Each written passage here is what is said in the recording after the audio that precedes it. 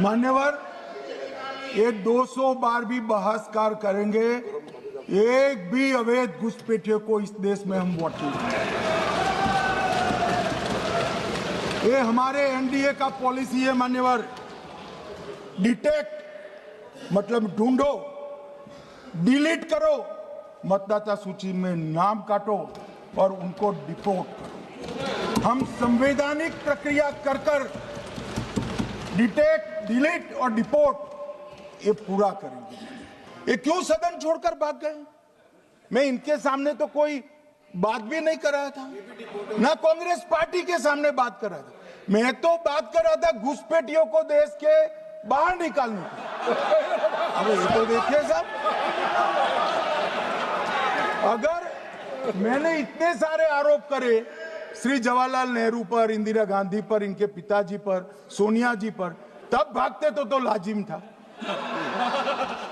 ये घुसपैठियों को लिए भाग गए क्योंकि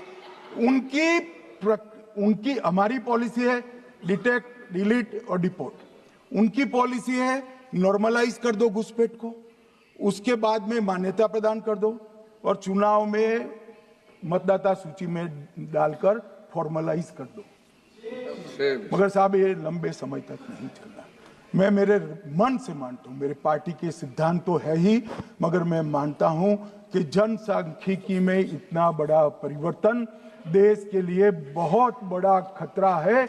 यह देश एक बार जनसांख्यिकी के आधार पर बढ़ चुका है और हम नहीं चाहते कि आने वाली पीढ़ी ये देश के भी बंटवारे दिखे।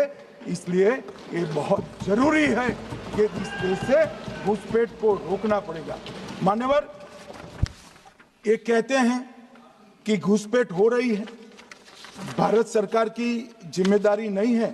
मान्यवर, मैं आज बताना चाहता हूं, घुसपैठ हो रही है भारत बांग्लादेश की सीमा से।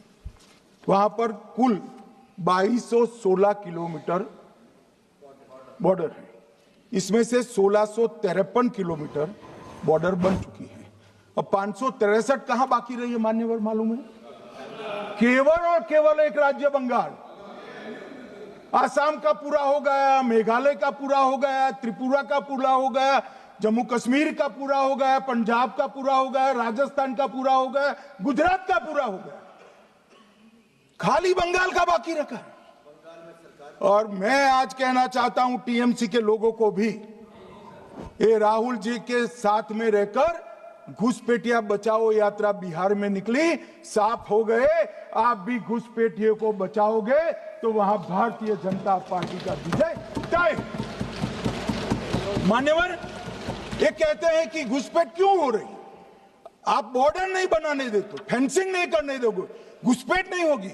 फिर भी चलो, मैं पूछना चाहता हूं कि घुसपैठ होकर सबसे पहले घुसपैठिया कहां आता है? कहां आता है?